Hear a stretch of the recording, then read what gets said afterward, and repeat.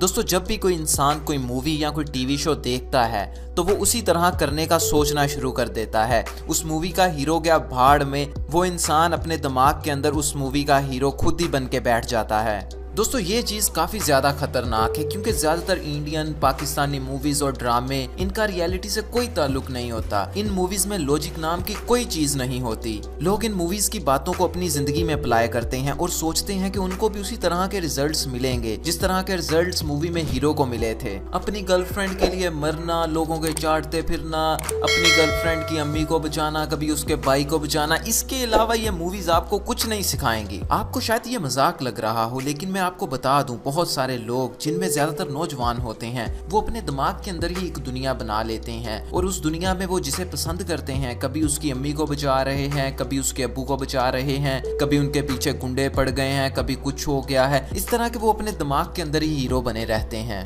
दोस्तों जब पेशावर में स्कूल में अटैक हुआ था तो बहुत सारे बच्चे अपने स्कूल में यही सोचते रहते थे कि अगर उनके स्कूल में अटैक हो जाए तो वो किस तरह से दहशतगर्दों से बचेंगे और अपनी गर्लफ्रेंड को बचाएंगे। अगर कोई अपने टीचर को पसंद करता है तो वो किस तरह से अपने टीचर को बचाएगा। सारा दिन पूरा दिन इन्हीं स्टोरीज में उनका दिमाग उलझा रहता था। इन्हीं स्टोरीज के अंदर वो हीरो बने रहते थे। मेन प्रॉब्लम इसके पीछे मूवीज हैं जो पाकिस्तान और इंडिया प्रोड्यूस करता है। और ये मूवीज से मुराद सिर्फ मूवीज नहीं है, जितने भी ड्रामे हैं या दूसरी वेब सीरीज हैं ये सारी की सारी इसके अंदर आती हैं। दोस्तों अब आप मुझे बताइए कि आप में से कौन कौन ऐसा है जो इसी तरह से सोचता रहता है या रहता था। और दूसरी तरफ दोस्तों हॉलीवुड मूवीज ऐसी नहीं होती, उनमें इश्क का फैक्टर काफी ज्यादा कम होता है। इस वीडियो में मैं आपको 7 सर्वाइवल मूवीज बताऊंगा जो मुझको बहुत ज्यादा अच्छी लगती हैं। उनके ग्राफिक्स, उनकी स्टोरी लाइन एकदम दिमाग को हैरानगी में डाल देते हैं। उन मूवीज को देखने के बाद कई दिन तक वो मूवीज अपना असर दिमाग पर रखती हैं। दोस्तों हमारी लिस्ट की सबसे पहली मूवी है आई एम लेजेंड। एक इंसान जो पूरे शहर में अकेला रह गया है, उसके साथ बातें करने के लिए, उसकी बातें सुनने के लिए उसके साथ सिर्फ और सिर्फ उसका कुत्ता है।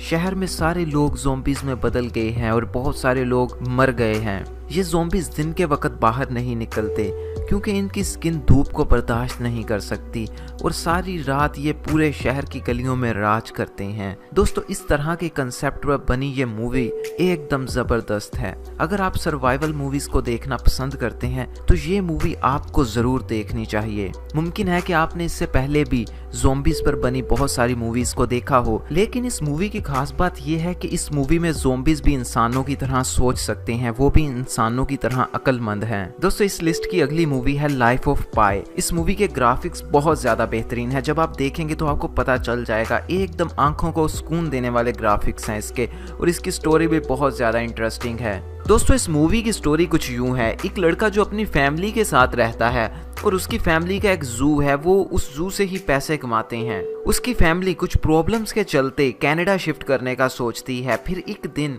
वो अपने सारे जानवर लेकर जो उन्होंने जू में रखे होते हैं बहरी जहाज के जरिए कनाडा का रुख करती है और रास्ते में बहरी जहाज के साथ टाइटैनिक वाला सीन हो जाता है। जहाज एक तूफान के चलते डूब जाता है। सिर्फ और सिर्फ वही लड़का बचता है। वो लड़का एक नाव लेकर भाग जाता है, लेकिन प्रॉब्लम ये होती है कि उस नाव में शेर जैसे जंगली जानवर बैठे होते हैं। वो बड़ी मुश्किल के साथ सरवाइव करता हुआ एक आइलैंड पर पहुंचता है और वहां से आगे सरवाइव करता है। इस तरह के आइडिया पर बनी हुई ये मूवी आपको एक नई ही दुनिया में ले जाती है। इसके ग्राफिक्स एकदम जबरदस्त हैं। आप अपनी मूवीज की लिस्ट में इसको भी डाल लीजिएगा, जब कभी टाइम मिले तो देख लीजिएगा। दोस्तों इस लिस्ट की तीसरी मूवी है द रेवेनेंट। दोस्तों ये मूवी जितनी ज्यादा जबरदस्त है उसका अंदाजा आप इस बात से लगा सकते हैं कि इसको एक ऑस्कर अवार्ड मिला है। और दोस्तों ऑस्कर अवार्ड ऐसे ही नहीं मिल जाता। इंडिया में हर साल 1,500 से ज्यादा मूवीज बनती हैं, लेकिन आज तक किसी को भी ऑस्कर अवार्ड नहीं मिला है। ये एक ऑस्कर विनिंग मूवी है, आपको देखनी चाहिए। थोड़ी सी स्टोरी मैं आपको बता देता हूँ जिससे आपको ये पता चल जाएगा ये मूवी किस तरह की है। दोस्तों 45 लोग जो अपने घरों से बहुत दूर एक घने जंगल के अंदर हैं, ये लोग जानवरों को मारते हैं और उनकी खालों को जमा करते हैं ताकि उनकी खालों को बेचकर पैसे कमा सकें। लेकिन इन 45 लोगों पर अचानक एक कबीला हमला कर देता है और इनमें से बहुत से लोग मार देता है। सिर्फ 10 लोग बाकी बचते हैं। ये 10 लोग उस कबीले से छुपते छुपाते भाग रहे हैं, लेकिन वो कबीला इनका पीछा करता है। इन 10 लोगों में से एक इनका सरदार है। इनके सरदार पर एक जंगली भालू अचानक हमला कर देता है और इनके सरदार का गला काट देता है। बाकी लोग सोचते हैं कि अब सरदार नहीं बच पाएगा क्योंकि सरदार का गला कट चुका है। सरदार कुछ खाता पीता है तो उसके गले से बाहर निकल आता है, लेकिन सरदार थोड़ी ढीठ हड्डी का होता है, वो बच जाता है। लेकिन सरदार बाकी लोगों पर बोझ होता है, इसलिए बाकी लोग सरदार को मारने लगते हैं, लेकिन सरदार का बेटा उनको मारने नहीं देता और वो लोग उसके बेटे को ही मार देते हैं और फिर सरदार को छोड़कर भाग जाते हैं। इस तरह की कंसेप्ट पर यह मूवी बनी है। आगे बहुत जबरदस्त मूवी है, आप इसको जरूर देखिएगा। कोई मूवी देखिए ना देखिए, लेकिन ये जरूर देखिएगा। इससे आगे मैं आपको इसकी स्टोरी नहीं बताऊंगा, आप अपनी डाउनलोड करके देखिए, मैंने अपनी देखी थी, क्योंकि अगर मैं आपको ज्यादा स्टोरी बताऊंगा तो आपका मजा खराब हो जाएगा, कोई फायदा नहीं होगा। दोस्तों चौथी मूवी है 12 Years a Slave। दोस्तों ये वो मूवी है जिसने तकरीबन 1 महीने तक मेरे जहन के ऊपर बहुत गहरा असर रखा था। इस मूवी को देखने के बाद आपको पता चलेगा कि आप कितने ज्यादा खुशनसीब हो जो इस दौर में पैदा हुए हो। दोस्तों मैं आपको बता सकता हूँ कि 70% चांसेस हैं कि आप इस मूवी को देखते हुए रोओगे जरूर। दोस्तों ये कोई फ्रिक्शनल मूवी नहीं है, बल्कि रियल लाइफ पर बनाई गई मूवी है। इस मूवी में एक आदमी होता है, वो आदमी अपनी फैमिली के साथ रहता है और वो और उसकी फैमिली बहुत ज्यादा खुश होते हैं। फिर उसको कुछ लोग अगवा करके बतौरे गुलाम बेच देते हैं।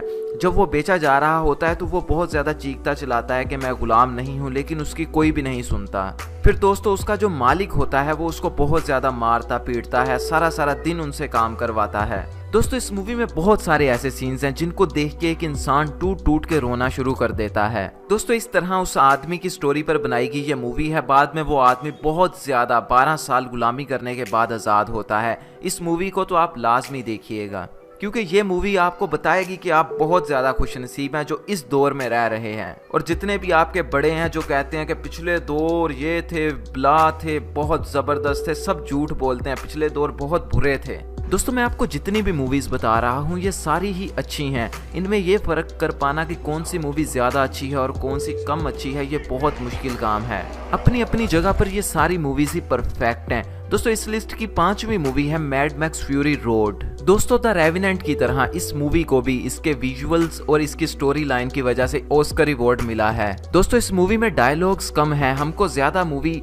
इसके विजुअल्स की वजह से ही समझ आती है। और दोस्तों विजुअल्स के हिसाब से ये मूवी एकदम मास्टरपीस है। दोस्तों इस मूवी का कंसेप्ट कुछ यूं है कि सारी की सारी दुनिया तबाह हो चुकी है, ज्यादातर इंसान भी मर चुके हैं, बहुत कम ही जिंदा बचे हैं और उनके पीने के लिए पानी बहुत कम है। दुनिया की ये हालत इसलिए हुई है क्योंकि बहुत सारे मुल्कों ने आपस में एक दूसरे पर एटॉमिक वेपन्स यूज किए थे। दोस्तों इस तरह के हालात में जहां दुनिया में बहुत कम पानी बचा है, उस पानी पर भी एक आदमी ने कब्जा किया हुआ है और वो लोगों के दरमियान खुदा बन के बैठा है और कभी कभार उनको पानी देता है। दोस्तों इस मूवी को जितने बुरे तरीके से मैं एक्सप्लेन कर पा रहा हूँ, ये मूवी उससे कम से कम 1000 गुना तो ज्यादा बेहतर होगी और आप में से बहुत सारे लोगों ने तो पहले ही ये देखी होगी। दोस्तों अगर आप स्पेस के रिलेटेड या फिर स्टार्स और प्लैनेट्स के रिलेटेड मूवीज देखना पसंद करते हैं तो ये मूवी देखने के बाद आप कहेंगे यार मुझे इसके बारे में पहले क्यों नहीं पता चला। इस लिस्ट की 6ठी मूवी है द मार्शियन। दोस्तों अर्थ यानी जमीन के हमसाया प्लैनेट मार्स पर मबनी ये मूवी है। इस मूवी में कुछ इंसान मार्स पर रहने के लिए जाते हैं और वहां पर रिसर्च कर रहे होते हैं। उनकी जिंदगी मार्स पर बड़ी अच्छी चल रही होती है। अचानक उनको पता चल रहा है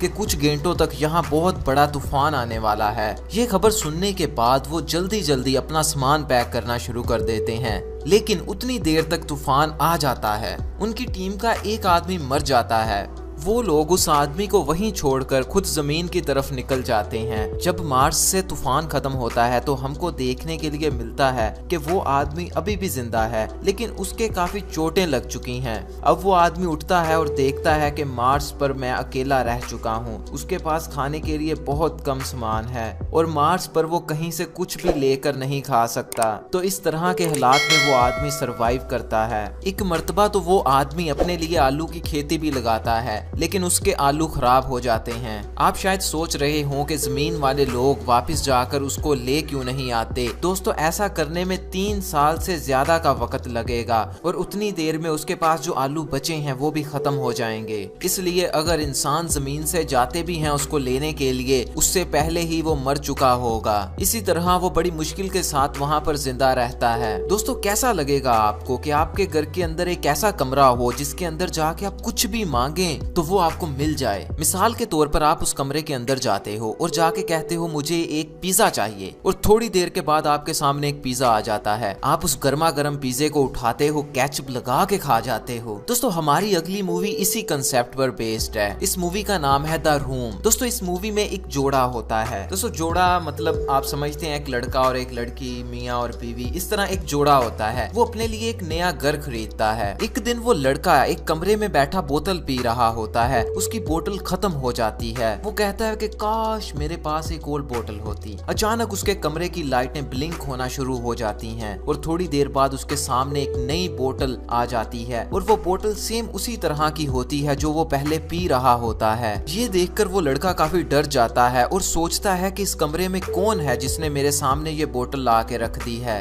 लेकिन उसको अपने आसपास कोई भी नहीं मिलता और वो बोतल उठाता है और पीना शुरू कर देता है। कुछ टाइम के बाद वो वाली बोतल भी खत्म हो जाती है। वो फिर से बोतल मांगता है और कमरे की लाइटें दोबारा से ब्लिंक होना शुरू हो जाती हैं। कभी लाइटें चलती हैं, कभी बंद हो जाती हैं और कुछ देर बाद कमरे की लाइटें सही हो जाती हैं और उसके सामने एक नई बोतल पड़ी होती है। ये देख के वो अपनी बीवी के पास भागा भागा जाता है और उसको बताता है कि इस घर में एक ऐसा कमरा है जिसमें जाके जो भी मांगे हमें उसी कमरे के अंदर उसी वक्त मिल जाता है। फिर वो और उसकी बीवी ये दोनों बहुत सारी चीजें मांगते हैं, बहुत सारा पैसा, नए नए कपड़े, तरह तरह के खाने, ये सारा कुछ वो इसी कमरे से लेते हैं। अब वो जब उस कमरे से सारा कुछ ले चुके होते हैं तो उनको एक बेटे की जरूरत होती है, तो वो अपना बेटा भी उसी कमरे से ले लेते हैं। लेकिन प्रॉब्लम ये होती है कि वो बेटा शैतान होता है। फिर इसी तरह से ये मूवी आगे चलती है जो आपको डाउनलोड करके देखनी चाहिए। इस वीडियो के लिए बस